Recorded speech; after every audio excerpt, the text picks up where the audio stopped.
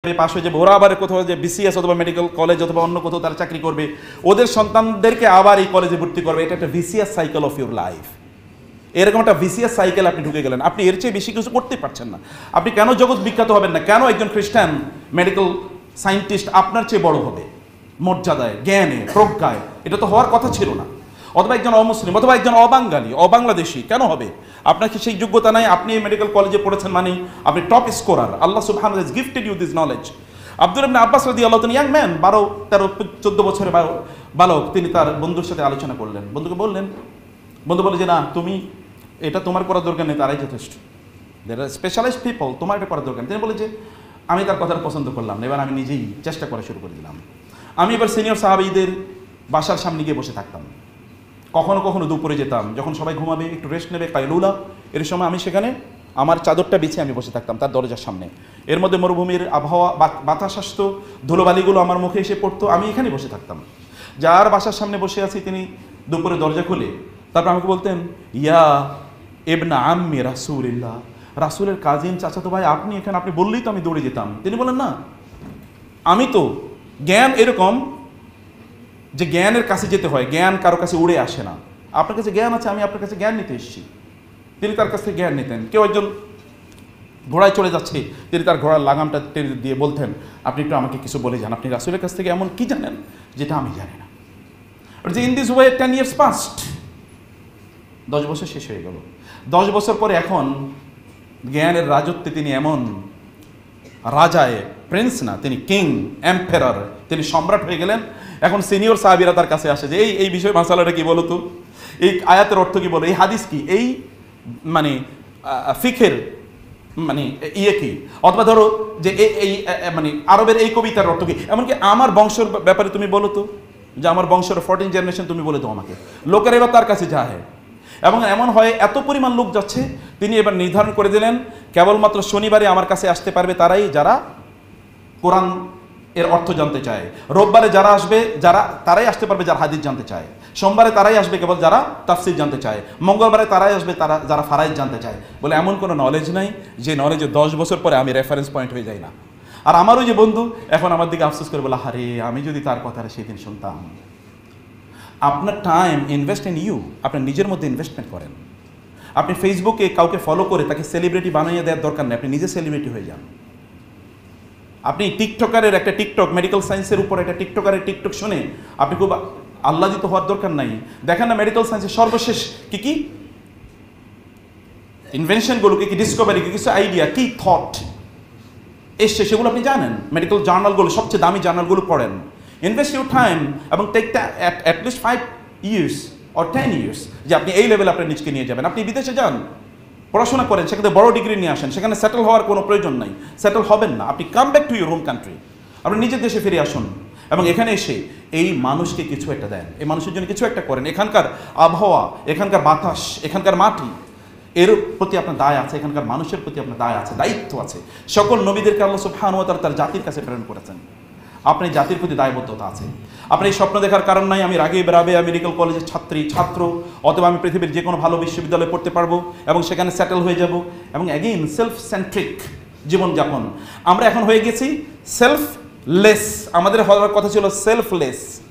আমরা যেন আত্মকেন্দ্রিক না হই, এখন আমরা আত্মাবিহীন হয়ে গেছি। এখন আত্মাই নেই আমাদের, সেলফলেস মানে সেলফই নাই এখন আমাদের। এমন জায়গা আপনি যান না, এমন জায়গায় নিজকে নিয়ে যাবেন না, এমন নিচু নিজকে করবেন না, বরং আপনি জ্ঞান অর্জন করুন, অনেক বেশি পড়ুন। আপনার রেফারেন্স পয়েন্ট আপনি হয়ে যান, আপনার ফিল্ডে আনপ্যারালাল হয়ে যান আপনি, যেন মানুষ বলতে পারে যে উনি এই মেডিকেল কলেজের স্টুডেন্ট। এবং মানুষ যেন বলে না এখানে যাই। কেন বাংলাদেশের মানুষ অন্য দেশে তারা চিকিৎসার জন্য যাবে? কেন আমরা সেখানে সেই জায়গা তৈরি করতে পারি না? আপনাদের মতো মানুষ থাকতে, এত পরিমাণ রিসোর্স আমাদের থাকতে, উম্মার এখন যেই পরিমাণ রিসোর্স আছে, বিশেষ করে মুসলিম উম্মার যে ইয়াং জেনারেশন, আপনি মেডিকেল কলেজগুলোতে আমরা গিয়ে দেখেছি, সবগুলো মেডিকেল কলেজে টইটম্বর স্টুডেন্টদের অবস্থা। এত তো সত্ত্বেও আমাদেরকে অন্য জায়গার কথা কেন চিন্তা করতে হবে? আমরা এখানে বলছি আপনি বাইরে যান, অন্য দেশে যান, যেখানে সবচেয়ে মানে উন্নত জ্ঞান আছে, সেটা অর্জন করেন, হার্ড ওয়ার্ক করেন। এখন অন্য জায়গায় সময় দেবেন না, আপনার নিজকে আপনি এভাবে তৈরি করে নেন, যেমন সাহাবায়ে কেরাম করেছেন। এবং এটার মূল লক্ষ্যকে আপনি মানুষের জন্য করবেন কাজ, যেমন ইবনে আব্বাস রাদিয়াল্লাহু তাআলা করেছেন। নলেজের মাধ্যমে এটা করতে হবে, নলেজের মাধ্যমে এটা করতে হবে। সাবেত রাদিয়াল্লাহু তাআলা, যায়েদ ইবনে সাবিত রাদিয়াল্লাহু তাআলা আনহু, তিনি বদর যুদ্ধে অংশগ্রহণ করতে গিয়েছেন, কিন্তু বয়স কম, এই কারণে তাকে নেওয়া হয় না। বয়স কম, কারণ একটা সার্টেন এজ লাগবে আপনাকে যুদ্ধে অংশগ্রহণ করার জন্য। তিনি কাঁদছেন, মা ছেলের কান্না দেখে মাও কাঁদছে, আর মা এবং ছেলে রাসূলের কাছে আসলেন। মা বললেন, ইয়া রাসূল, এই যে আপনার ইয়াং যায়েদ, সে তো যুদ্ধে যেতে পারেনি, এই কারণে কাঁদছে, যুদ্ধে যেতে পারেনি, এখন কাঁদছে। আর আমরা তো মানে কি বলে এটা, টিকটক না দেখার কারণে কাঁদি। আরে আজকে টিকটকটা দেওয়া হইলো না, জীবনটাই শেষ। আজকে ফেসবুকে একটা পোস্ট দিলাম না, এটা তো লাইফই লস্ট। আমার ফেসবুকে মাত্র 3টা কমেন্ট পড়েছে, আই এম সো লস্ট, নাকি? অথবা কোনো শেয়ারই পড়লো না, মাত্র আমার 10 জন, 100 জন, 1000, 5000 মাত্র ফলোয়ার, অমুকের মিলিয়ন। এগুলো নিয়ে আমরা কি আফসোসে থাকি? কি পরিমাণ আফসোস আমাদের এগুলো নিয়ে। তার আফসোসের জায়গা যে তিনি যুদ্ধে যেতে পারছেন না, এখানে তার হিউজ কন্ট্রিবিউশনের জায়গা আছে। মা বললেন, ইয়া রাসূলুল্লাহ, আপনার জায়েদ তো কাঁদতেছে। রাসূল ডাকলেন, জায়েদ তুমি কাঁদো কেন? তুমি যদি, if you can't fight in the battle field, you can fight in the intellectual arena. তুমি যদি যুদ্ধে গিয়ে যুদ্ধ না করতে পারো, তাহলে তো তুমি বুদ্ধির জায়গায় যুদ্ধ করতে পারো। বলে কি? বলে তুমি যাও ইবরানি, সুরিয়ানি, এই ভাষাগুলো, ইহুদিদের এই ভাষাগুলো শেখো, কারণ আমি তাদেরকে বিশ্বাস করতে পারছি না।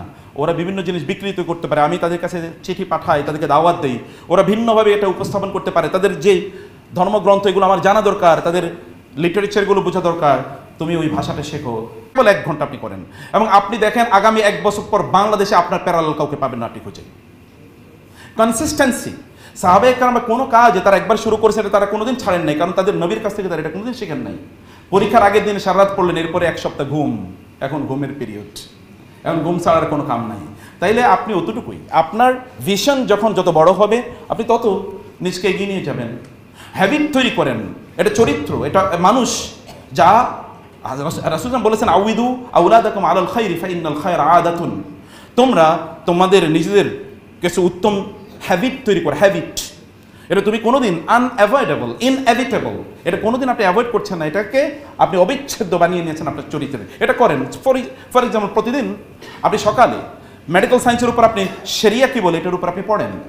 আপনি বলেন আপনি 1 বছর কেবলমাত্র প্রতিদিন 15 মিনিট করে শরিয়া কি বলে মেডিকেল সায়েন্সের উপর আপনি পড়ে দেখেন, বাংলাদেশে কোনো আলেমও আপনার সামনে দাঁড়াতে পারবেন। I challenge you, I promise you, বাংলাদেশের কোনো আলেমও আপনার সামনে দাঁড়াতে পারবেন না। কারণ আলেমরা অনেকেই তারা মেডিকেল সায়েন্সের শরিয়া ইস্যুগুলো তারা জানে না। শরিয়া কত হাজারো ইস্যু আছে, যেমন আপনারাই প্রশ্ন করেছেন মেডিকেল সায়েন্সে এই প্র্যাকটিস অনেকে প্রশ্ন করেছেন যে বোনস এটা বিক্রি হবে কি, বিক্রি হওয়া জায়েজ আছে কিনা, না কি করবে, বোনস কেনা, বোন বেচা। তো এটা বলেন, আপনি যান গিয়ে দেখেন, উনি বুঝবেন না বোনস আবার কি, মানে তার তো এই জায়গায় তার পড়াশোনা নাই, অথচ আপনি এর ব্যাপারে এক্সপার্ট হয়ে যেতে পারেন। কেন আপনি এক্সপার্ট হবেন না কেন? মেডিকেল সায়েন্সে প্রত্যেকটা সেকেন্ডে আপনাকে শরিয়ার মুখোমুখি হতে হয়, প্রত্যেকটা সেকেন্ডে। আপনি যখন তার জন্য ঔষধ লিখছেন, এর মধ্যে অ্যালকোহল আছে কিনা, অথবা এর মধ্যে শুকরের চর্বি আছে কিনা, আপনি জানেন যে শুকরের চর্বি থাকলে, অথবা ধরুন আপনার জন্য মেডিকেল বা ফার্মাসিউটিক্যাল কোম্পানিগুলো আপনার জন্য অনেক গিফট নিয়ে আসে, আপনি সেটা গ্রহণ করবেন কিনা? আপনি যখন অনেক গিফট নিয়ে আসে, আপনি সেটা গ্রহণ করবেন কিনা?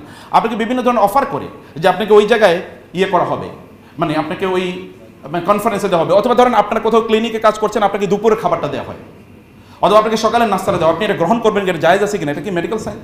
এটা কি শরিয়ার ইস্যু না? আপনি গ্রহণ করলে হারাম হয়ে যেতে পারে, তাহলে আপনি যা খাচ্ছেন সেটা হারাম হচ্ছে, এরকম সম্ভাবনা তো এখানে আছে।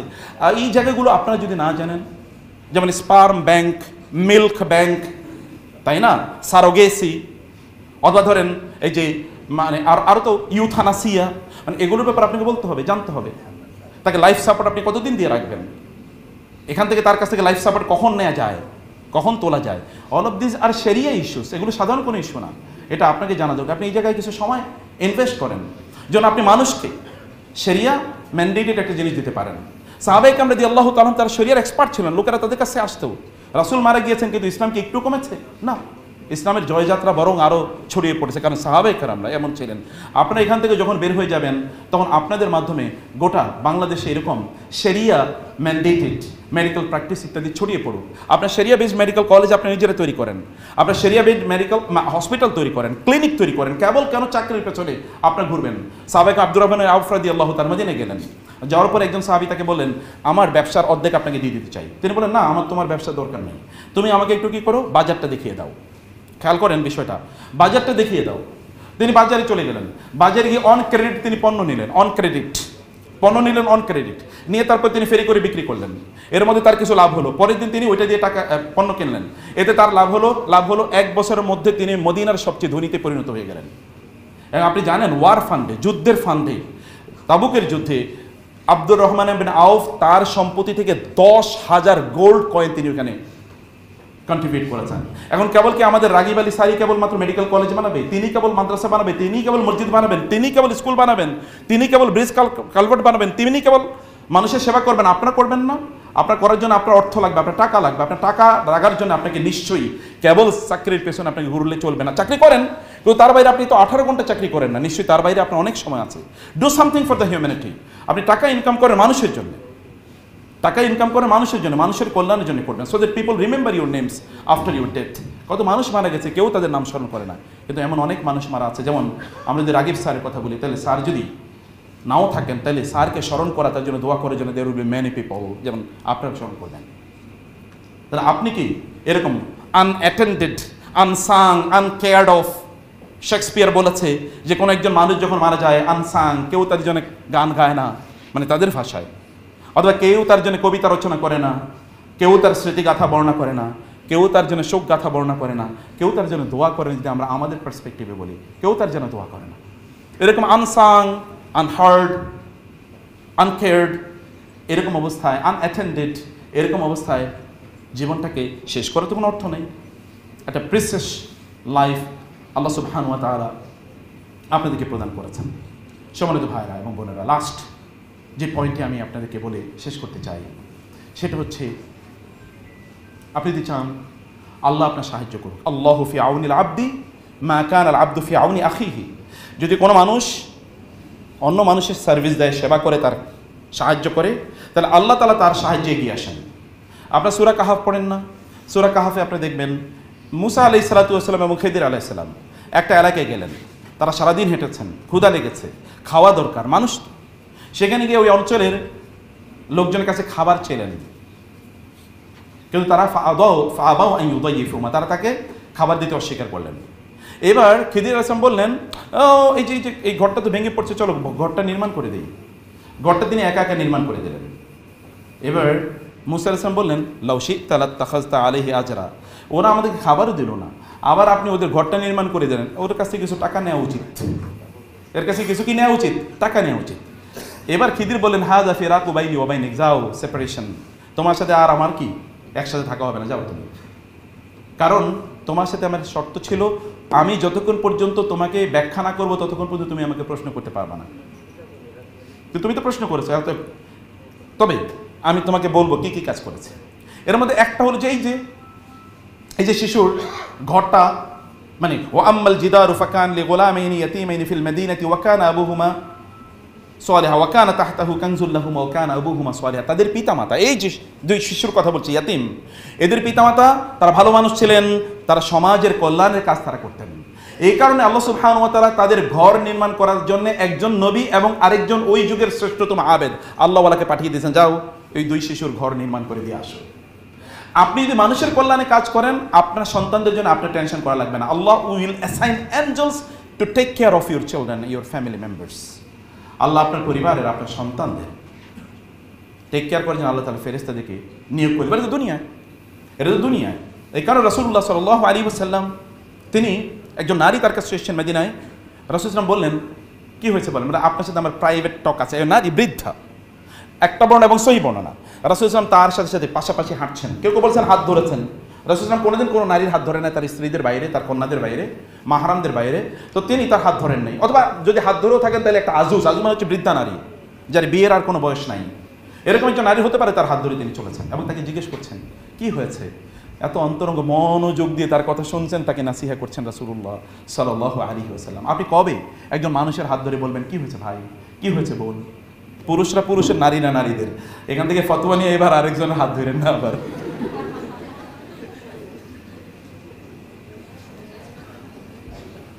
রাসূলুল্লাহ সাল্লাল্লাহু আলাইহি ওয়াসাল্লাম এরকম করেছেন এবং সাহাবায়ে কেরামরা তাই করেছেন, তার কাছ থেকে শিখেছেন সাহাবায়ে কেরাম যে এভাবে করতে হয়, জিনিসটা এভাবে করতে হয়। রাসূলুল্লাহ সাল্লাল্লাহু আলাইহি ওয়াসাল্লাম এটা শিখিয়েছেন, এটা জেনেছেন, এটা দেখেছেন এবং এভাবে তিনি কাজটি করেছেন। মারিয়াম আলাইহিস সালামকে কেন বোনদেরকে বলছি, মারিয়াম আলাইহিস সালামকে কেন আল্লাহ সুবহানাহু ওয়া তাআলা এমন সন্তান দিলেন যে সন্তান জন্ম হওয়ার পরে বলে ইন্নী আব্দুল্লাহি আতানিয়াল কিতাবা ওয়া জাআলানি নাবিয়্যা ওয়া জাআলানি মুবারাকান আইনামা কুনতু ওয়া আওসানি বিস সালাতি ওয়াজ যাকাতি মা দুমতু হাইয়্যা ওয়া বাররাম বিওয়ালিদাতি ওয়া লাম ইয়াজআলনি জাব্বারান শাকিয়্যা ওয়াসসালামু আলাইয়া ইয়াওমা উলিদতু ওয়া ইয়াওমা আমুতু ওয়া ইয়াওমা উবআসু হাইয়্যা। জন্মের পরে ওই যে গিফট অফ দ্য ম্যাজাই, আমি জানি স্যাররা পড়েছেন কিনা গিফট অফ দ্য ম্যাজাই, আমরা ছোটবেলায় পড়েছি ইন্টারমিডিয়েটে। গিফট অফ দ্য ম্যাজাই মানে কিছু জ্ঞানী লোকের তাদের গিফট, মানে ঈসা আলাইহিস সালামের জন্মের পরে খ্রিস্টান ধর্মে বলা হয় তারা নাকি তার জন্য গিফট নিয়ে গিয়েছিল। যাই হোক, এগুলো আমরা বিশ্বাস করি বা করি না সেটা একটা ভিন্ন জিনিস। কিন্তু তিনি জন্মের পরে লোকেরা গিয়ে বললেন মারিয়াম কিয়া মারিয়াম আন্না লাকি হাদা, মানে কোত্থেকে আসলো এই সন্তান, তুমি কোত্থেকে পাইলা? মারিয়াম সালাম তখন কি বল আশারাত ইলাই, বলে আমি কিচ্ছু বলবো না, আজকে আমি রোজা রাখছি। ওই সময় রোজা রাখা মানে কথা না বলা, ওই সময় রোজা রাখা মানে কি, রোজা রাখা মানে কথা না বলা, রোজা রাখা মানে কথা না বলা। আর আমরা তো এখন রোজা রাখা মানে হলো কথা বলা, যেহেতু খাইতে পারতেছি না কমপক্ষে মুখ দিয়ে কথা বলি কমপক্ষে, নাকি পেটের রোজা, কিন্তু মুখের তো রোজা না, এই কারণে যা মনে চাই তাই বলে যায়। রোজা মানে হচ্ছে তারা মুখের রোজা, কথার পেটের রোজা না, মুখের রোজা, কথা বলতে মানে আমি রোজা রেখেছি। ইন্নী নাযারতু লির-রাহমানি সাওমান ফালান উকাল্লিমাল ইয়াওমা ইনসিয়া, রোজা রাখছি কোনো মানুষের সাথে কথা বলবো না। ফাআশারাত ইলাইহি ক্বালু কাইফা নুকাল্লিমু মান কানা ফিল মাহদি সাবিয়্যা, এই বাচ্চার সাথে কিভাবে কথা বল, মাত্র জন্ম নিয়েছে। তখন তিনি বলেন ক্বালা ইন্নী আব্দুল্লাহ, আমি আল্লাহর বান্দা, আতানিয়াল কিতাব, আল্লাহ আমাকে কিতাব দিয়েছেন মানে ইনজিল, ওয়া জাআলানি নাবিয়্যা, আল্লাহ আমাকে নবী হিসেবে পাঠিয়েছেন, জন্ম থেকেই নবী। বলেন তো এমন কি কাজ করলো মারিয়াম আলাইহিস সালাম যে তার সন্তান জন্ম থেকে নবী? জানেন আপনারা কি করেছেন? তিনি মানুষের সার্ভিস দিয়েছেন। ওই যে বাইতুল মুকাদ্দাসে তিনি কি করতেন? খেদমত করতেন, মুসল্লিদের মানুষের কাজ করতেন, তিনি মানুষের সেবা করতেন। Do something for the people and you will see that what sort of children Allah will gift you, what sort of posterity Allah will gift you. আপনি জানেন, আপনাদের মেডিকেল সায়েন্সে বলে যে এমনও হতে পারে যে 14 জেনারেশন পরে আপনার প্রজন্মে এমন কোনো লোক তৈরি হবে যেই লোক আপনার গোটা বংশের নাম উজ্জ্বল করে দেবে। যেমন মুহাম্মদুর রাসূলুল্লাহ সাল্লাল্লাহু আলাইহি ওয়াসাল্লাম কবে ইব্রাহিম আলাইহিস সালাম দোয়া করেছেন? 1000 বছর আগে। 1000 বছর পরে মুহাম্মদ সাল্লাল্লাহু আলাইহি ওয়াসাল্লামের জন্ম হয়েছে কার? ইসমাইল আলাইহিস সালামের বংশে, তার ছেলের বংশে। 1000 বছর পরে জন্ম, কারণ 1000 বছর আগে তিনি দোয়া করে গেছেন আল্লাহর কাছে যে আল্লাহ এরকম আপনি দেন। Do something for the people and you will see the results in your posterity, in your next generations.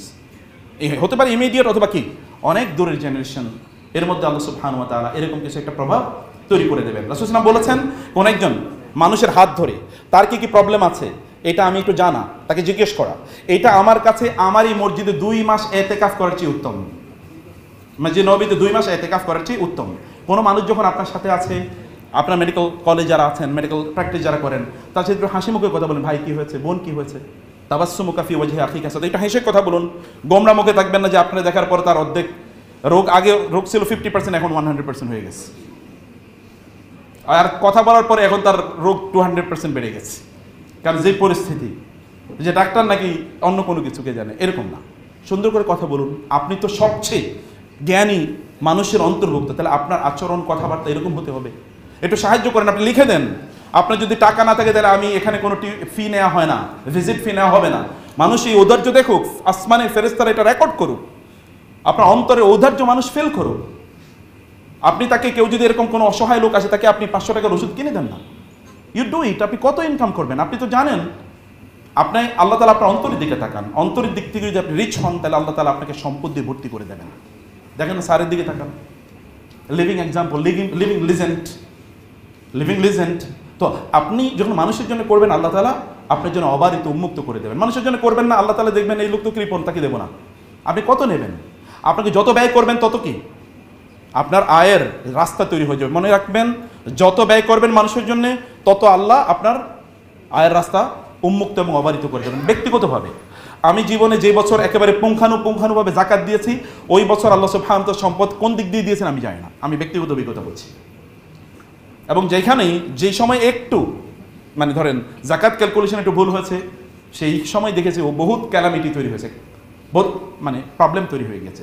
আল্লাহ যাকাত দেওয়া মুসলমানদের উপর ফরজ করে দিয়েছেন। তার মানে আপনাকে অর্থ ইনকাম করতে মানুষকে সাহায্য করার জন্য। আপনি যদি ফিজিক্যালি না করতে পারেন, ইন্টেলেকচুয়ালি করেন, ইন্টেলেকচুয়ালি না করতে পারলে স্পিরিচুয়ালি করেন। কোনো না কোনোভাবে মানুষের কল্যাণে আপনার নিজকে নিবেদিত করবেন। লাস্ট হাদিসটি বলে শেষ করছি, এরপরে কয়েকটা প্রশ্নের উত্তর দিই। আপনি জানেন কিয়ামতের দিন আল্লাহ তাআলা আমাদেরকে প্রশ্ন করবেন। হাদিসে কুদসি, হে বান্দা, আমি যখন ক্ষুধার্ত ছিলাম তোমার কাছে গিয়েছি। ছোটবেলা কবিতা পড়েছেন না? যখন আমি ক্ষুধার্ত ছিলাম তোমার কাছে গিয়েছি, তুমি তো আমাকে খাবার দেওয়া নাই। আমি যখন তৃষ্ণার্ত ছিলাম আমি তোমার কাছে গিয়েছি, তুমি তো আমাকে পানি দাও নাই। আমি যখন অসুস্থ ছিলাম তোমার, আপনাদের সাথে যায়, অসুস্থ ছিলাম তোমার কাছে গিয়েছি, তুমি তো আমাকে খাদ্য দেওয়া নাই, মানে চিকিৎসা দেওয়া নাই। তখন বান্দা বলবে, আল্লাহ বলেন কি, আপনি আমার কাছে গেলে তো সব দিয়ে দিতাম, আপনি তো আমার কাছে যান নাই। বলে না, আমি তোমার কাছে গিয়েছি আমার বান্দার রূপে।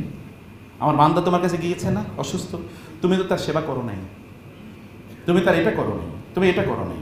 আমরা সকল মেডিকেল কলেজে কথা বলি, কোনো একজন ব্যক্তি যদি কোনো একজন রোগীকে দেখতে যায়, কেবল দেখতে যাচ্ছে, চিকিৎসা তো বহু উন্নত ইস্যু, শুধু দেখতে যায়, তাহলে সন্ধ্যা পর্যন্ত 70,000 ফেরেশতা তার জন্য আল্লাহর কাছে দোয়া করতে থাকে। যদি সন্ধ্যায় দেখতে যায়, তাহলে সকাল পর্যন্ত 70,000 ফেরেশতা তার জন্য দোয়া করতে থাকে। কোন একজন ব্যক্তি যদি কোন একজন রোগীকে দেখতে যায়, তাহলে আল্লাহ তাআলা জান্নাতে তার জন্য একটা প্রাসাদ নির্মাণ করেন।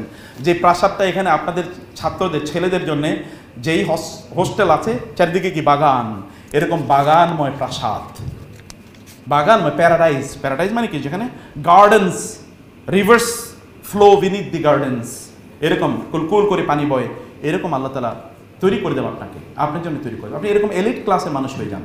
আর যদি আপনি তার জন্য ট্রিটমেন্ট প্রদান করে, তাহলে কেমন হতে পারে, তাহলে সেটা কেমন হতে পারে? এটাকে এথিক্সের বিষয় আছে। আপনি তাকে আসলে কতটুকু ঔষধ দেওয়া দরকার, আপনি তাকে মেডিকেল টেস্ট কেন দিচ্ছেন, এটা কি তার জন্য নেসেসারি কিনা, নাকি আপনার নিজের জন্য নেসেসারি, কার জন্য নেসেসারি, এটাই দেখা দরকার। এগুলো অনেক এথিক্স আছে, এই এথিক্সগুলো আপনার ভালো করে জানেন। আল্লাহ সুবহানাহু ওয়া তাআলা যেন আমরা সত্যিকার অর্থে এটা বুঝতে পারি, সেই তৌফিক আল্লাহ সুবহানাহু ওয়া তাআলা আমাদেরকে দান করুন। আমি কয়েকটা প্রশ্ন উত্তর দিয়ে নিই নাকি? চেয়ারম্যান মহোদয়ের আরেকটা প্রোগ্রাম আছে, এটার পরে আর কি, যত শর্টকাটে। ওকে, ঠিক আছে। আচ্ছা, আমরা শর্টকাটে কয়েকটা প্রশ্ন উত্তর দিয়ে রাখি। বর্তমানে ইসলামে অনেক মত পার্থক্য আছে। কাদের আকীদা সব থেকে নিরাপদ এবং কোরআন সুন্নাহর কাছাকাছি, কারা হক এর উপরে আছে? আপনি যে আকীদা সালফে সালিহিন মেনটেন করেছেন, এর বাইরে কোনো আকীদা মেনটেন করা আপনার জন্য রিস্কি। সালফে সালিহিন যে আকীদা মেনটেন করতেন, অতএব সালফে সালিহিন আকীদাটা পড়েন, ইমাম তাহাবির বই পড়েন, অথবা আমাদের প্রফেসর ডক্টর আব্দুল্লাহ জাহাঙ্গীর রহমাহুল্লাহ তিনি যে বইটি লিখেছেন ইসলামে আকীদা, অথবা ধরেন ইমাম আবু হানিফা রহমাল্লাহর বই আল ফিকুল আকবর, এগুলো পড়ে, তাহলে আপনি বুঝতে পারবেন সবচেয়ে নিরাপদ আকীদা। আদারওয়াইজ অন্য জায়গায় আপনি গোলমালের মধ্যে পড়ে যাবেন। ইহুদিদের দ্বারা মুসলিমদের অর্থ ব্যবস্থা একদম ধ্বংস হয়ে গেছে। এই অবস্থা থেকে উত্তরণের জন্য একজন মুসলিম হিসাবে আমাদের করণীয় কি? কথা তো ঠিক, ইহুদিরা তারা আগ থেকেও তারা এই অর্থ ব্যবস্থাকে তারা নিয়ন্ত্রণের জন্য চিন্তা করেছে। এখন আপনি বলেন, আপনার যে মেডিকেল কলেজের বইগুলো পড়েন, এই বই কয়টা মুসলমানরা লিখেছে? এখানে কি অমুসলিম কোনো ভাই বোন আছেন কেউ? আচ্ছা, আছেন। আমি উইথ ডিউ রেসপেক্ট, কেমন মুসলমানরা প্রিডমিনেন্ট, তো আমি একটু বলছি, কয়জন মুসলমানরা লিখেছে বলেন, কয়জন? একটা পড়ছেন আপনারা? হ্যাঁ, মুসলিমদের লেখা কয়টা বই আছে মেডিকেল সায়েন্সে আপনাদের টেক্সট বুক আকারে? হ্যাঁ, একটা বা দুইটা? হ্যাঁ, আছে একটাও? আচ্ছা, এক দুইটা থাকতে পারে। তাই আপনি কিভাবে মনে করছেন যে আপনি এই জায়গায় রাজত্ব করবেন? আপনি তো নিজেই কোনো টেক্সট বুক আজ পর্যন্ত লিখতে পারলেন না, আপনি তো আজ পর্যন্ত লিখতেই পারলেন না। আপনি বলেন পৃথিবীর একটা ব্র্যান্ডের নাম বলেন, যে ব্র্যান্ডটা মুসলমানদের তৈরি, পৃথিবীকে মানে পৃথিবীর সব মানুষ জানে, একটা ব্র্যান্ডের নাম বলেন। সেটা যাই হোক না কেন, সেটা মানে যদি অর্থনৈতিক ব্র্যান্ড বলি, অথবা কনজিউমার আইটেম বলি, অথবা কসমেটিক্সের আইটেমের কথা বলি, বলেন একটা মুসলমানরা বানাইছে। আমাকে এক লোক বলছিল আল্লাহ তাআলা আমাদেরকে যে কি নেয়ামত দিয়েছে, আমি বলি কি? বলে ওরা বানায় আর আমরা খাই। আমি বললাম আহা, কি দুর্ভাগ্য। বুঝতে পেরেছেন? আপনাকে পৃথিবীর ব্র্যান্ডগুলো নিয়ন্ত্রণ করেন না, দুই একটা ব্র্যান্ড বানান না, আপনারা করেন সেটা।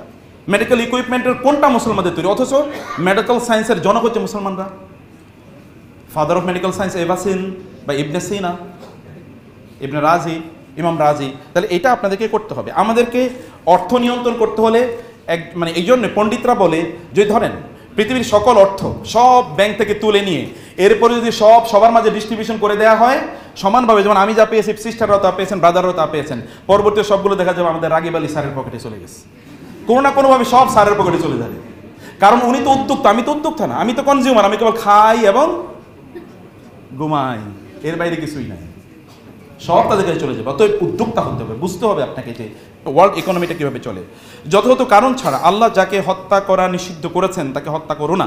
কাউকে অন্যভাবে হত্যা করা হলে আমি তার উত্তরাধিকারীদের অধিকার দিয়েছি কিসাস দাবি করার বা ক্ষমা করে দেওয়ার, কাজেই সে যেন হত্যার ব্যাপারে সীমালঙ্ঘন না করে, কারণ তাকে তো সাহায্য করা হয়েছে আইন বিধান দিয়ে। সূরা। আচ্ছা, অনুগ্রহ করে এই আয়াতের ব্যাখ্যা করবেন। হ্যাঁ, এই আয়াতের আমার পার্সোনাল একটা ব্যাখ্যা আছে। তার মধ্যে এই ব্যাখ্যা তো স্পষ্ট। কেউ যদি অন্যায়ভাবে নিহত হয় তাইলে তার উত্তরাধিকারীদের কেসাস দাবি করার অধিকার আছে। কিসের? কেসাস দাবি করার। যদি তারা চান যে না কেসাস মানে হচ্ছে ওই ব্যক্তিকে একইভাবে হত্যা করা হবে, তারা যদি এটা না চান তাহলে তারা বলতে পারেন যে আমরা ম্যানিটরি বেনিফিট, যেটাকে ব্লাড মানি বলা হয়, ব্লাড মানি মানে রক্তপণ নিতে চাই আমরা। কি আপনি তৎকালীন আরব যুগে 100 উট নির্ধারণ করো তো ব্লাড মানি, 100 উট মানে কেউ কাউকে হত্যা করেছে, বিনিময় হয় তাকে হত্যা করা হবে অথবা 100 উটের পরিমাণ দাম আপনি। তখন তো উট ছিল তাদের স্ট্যান্ডার্ড অফ এক্সচেঞ্জ, এখন তো ডলার হচ্ছে কি এক্সচেঞ্জ স্ট্যান্ডার্ড, তো এটা দেওয়া হবে আপনাকে। এখন এটা কেউ নিতে পারে, এটার 1 নম্বর ভিজুয়াল অর্থ, কিন্তু এর আরেকটা ডিপার অর্থ। আপনি জানেন যে কোরআনের তাদাব্বুর ইজ ভেরি ইম্পর্টেন্ট, তাসবির কোরআনে করতে হয়। আপনি কেবলমাত্র এটার যে ভিজিবল বা ভিজুয়াল যে অর্থ আছে, এই অর্থের বাইরে আরও ডিপার মিনিং আপনি যেতে পারেন। কেউ যদি পৃথিবীতে কোথাও অত্যাচারিত হয়, আল্লাহ সুবহানাহু ওয়া তাআলা তাদেরকে ওই পৃথিবীর দায়িত্বশীল নেতৃত্ব প্রদান করবেন। বুঝতে পেরেছেন? কেউ যদি অত্যাচারিত হয় কোথাও, তাইলে আপনি লিখে রাখেন, যেমন রাসূল সাল্লাল্লাহু আলাইহি ওয়াসাল্লাম মুসলমানরা মানে সাহাবীরা মক্কায় তারা অত্যাচারিত হয়েছে, মদিনায় গিয়ে তারা শুধুমাত্র মদিনায় প্রেসিডেন্টই হন না, গোটা আরব না গোটা পৃথিবী নিয়ন্ত্রণ করেছে প্রায় 1200 বছর। এটা হয়, এমনই হবে। আচ্ছা, how can I understand how can I strengthen our relation with Allah in today's busy and distracting worlds? আপনি আল্লাহর সাথে কীভাবে রিলেশনটা বাড়াবেন? রিলেশন বাড়ানোর জন্য 1 নম্বর হচ্ছে আল্লাহর সাথে কথা বলেন অথবা আল্লাহ আপনার সাথে কথা বলুক। আল্লাহর সাথে কথা বলেন অথবা আল্লাহ আপনার সাথে কথা বলুক। আল্লাহর সাথে আপনি কীভাবে কথা বলবেন? নামাজে যখন দাঁড়াবেন। আর আল্লাহ আপনার সাথে কীভাবে কথা বলবে? যখন কোরআন তেলাওয়াত করবেন। এই দুটো কাজ করেন ইনশাআল্লাহ। এবং ভালো বন্ধুদের চারপাশে বন্ধুদেরকে দিয়ে আপনি ঘিরে রাখুন।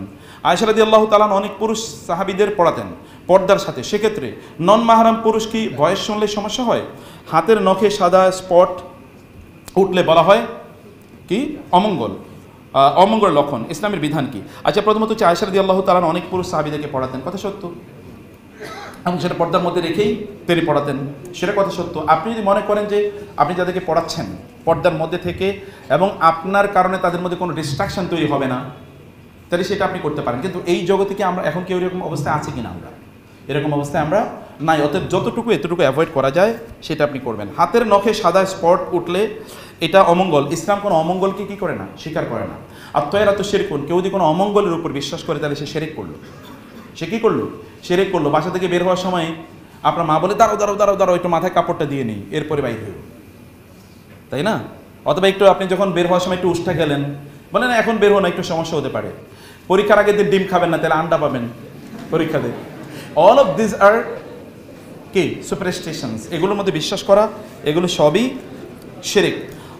How can heaven exist if time cannot exist without both standing and ending of an event? Without time we cannot have any kinetic movements naki world, we all just stand still in heaven. দেখুন, আমরা যেই টাইমের কথা বলছি, এই time কোন time? Einstein আমাদেরকে বলে গেছে there is no standard time, every time is local, নাকি? আইনস্টাইনের কথা আছে না, there is no standard time, every time is local. আর আপনারা ওই যে স্টিফেন হকিংয়ের বইটা পড়েছিলেন কনসেপ্ট অফ টাইম, বইটা দেখেন, বাজারে কিন্তু অ্যাভেলেবল। টাইম আসলে কি? টাইম কি? এটা কি আপনি এই সূর্যের টাইমের কথা বলছেন? সৌরজগতের টাইমের কথা বলছেন না, সৌরজগতের বাইরের টাইমের কথা বলছেন? আল্লাহ সুবহানাহু ওয়া তাআলার সাথে হিউম্যান আন্ডারস্ট্যান্ডিং দিয়ে আল্লাহকে বোঝার চেষ্টা করার এটা অন্যায়, এটা করা যায় না। আচ্ছা, আমি আর 2 মিনিটের মধ্যে শেষ করি। বিয়ের আগে ছেলে মেয়ের সম্পর্ক কতটুকু যুক্তিপূর্ণ? এটা হারাম। বিয়ের আগে কি শোনেন, বিয়ের আগে সম্পর্ক করেন কেন? আপনি কি কাপুরুষ নাকি মহিলা? আপনি বিয়ে করে ফেলেন ডাইরেক্ট, সমস্যা কি? আপনি সরাসরি বিয়ে করে ফেলেন। আপনি বিয়ে করতে বাধা দিয়েছে কি? বিয়ের বয়স হয়েছে, বিয়ে করবেন, কিন্তু আপনি বিয়ের ডিলে করে তারপরে আপনি এই জাতীয় কাজের মধ্যে ঢুকবেন। তো বিয়ের পরের কাজ যদি বিয়ের আগে করে ফেলেন, তাহলে বিয়ের পরে করবেন কি? এরপরে বিয়ের পরে কেবল চুলাচুলি, মারামারি, ঝগড়া বিবাদ ইত্যাদি ছাড়া কিছুই হবে না। ওইটা ওই সময়ের জন্য রাইখা দেন। তখন লাভ দরকার কখন? বিয়ের আগে না বিয়ের পরে? বিয়ের পরে লাভ দরকার, বিয়ের পরে লাভ দরকার। যারা ফ্যামিলি স্যারদেরকে জিজ্ঞেস করেন কখন লাভ দরকার, ফ্যামিলি লাইফে লাইফ কখন দরকার। আচ্ছা, বোনস ক্রয় বিক্রয় এটা হারাম। বোনস ক্রয় বিক্রয় কি? হারাম, এটা করতে পারবেন না। আপনি যদি বোনস কিনে থাকেন তাহলে আপনি অন্যকে গিফট করে দেন, এটা বিক্রি করতে পারবেন না। বুঝতে পেরেছেন? অথবা যদি তা না করেন তাহলে এটাকে মাটির নিচে পুঁতে রাখেন। ছেলে মেয়ে একসাথে স্টাডি করা কি শরিয়া সম্মত? এআই টেকনোলজির যুগে এই জাতীয় অজুহাত নিয়ে এরপরে আপনি মানে কি বলে রুমের চিপায় অথবা ধরেন অমুক জায়গায় তমুক জায়গায় এগুলো করবেন, no never, there is no way. ভাইরা তো এখন আপনার পুরুষ পুরুষ স্টাডি সার্কেল করেন এবং মেয়েরা মেয়েরা করেন। আর অথবা এখন টেকনোলজিতে কত পরিমাণ জিনিস পাওয়া যায়। মেয়েদের ক্ষেত্রে নার্সিং পেশা নেওয়া জায়েজ আছে, কিন্তু আপনাকে স্ট্রিক্টলি মেনটেন করতে, আপনি কেবল নারীদেরকে আপনি সার্ভ করছেন। আমরা মেয়েরা তো সেবা দেওয়ার জন্য অনেক নন মাহরাম পেশেন্টদের কাছে যেতে হয়, অনেক সময় কি স্ট্যাপ করা লাগে। আচ্ছা, বুঝতে পেরেছি, ওটা কি জায়েজ? দেখুন প্রিয় বোন, দুররত তুবিহুল মাহদুরাত, মানে যতটুকু প্রয়োজন কেবল ততটুকু কাজ করা যায়, যতটুকু প্রয়োজন কেবল ততটুকু কাজ করা যায়। আমি স্যার, আর এখানে প্রিন্সিপাল স্যার আছেন এবং চেয়ারম্যান স্যার আছেন, আমি বলবো আপনাদেরকে যে স্যার কোনোভাবে আমরা এই কলেজের কিছু কাজগুলো ধীরে ধীরে একটু সেরিয়াইজেশন করতে পারি কিনা, ইসলামাইজেশন করতে পারি কিনা। বারাকা কিন্তু ইসলামের মধ্যে, এত উদ্যোগ আপনি নিয়েছেন, কিছু একটা ইউনিটকে কম্পারিজন এটা আমরা সেরিয়া ম্যান্ডেটেড, সেরিয়া কমপ্লায়েন্ট আমরা বানাচ্ছি। সেরিয়া মানে কিন্তু সবচেয়ে বড় কি পণ্য, আমি সরি টু সে, আপনি দেখেন ইসলামিক ব্যাংক মানে কি, ইসলামিক ব্যাংকিং মানে গোটা পৃথিবীতে সবচেয়ে পপুলার।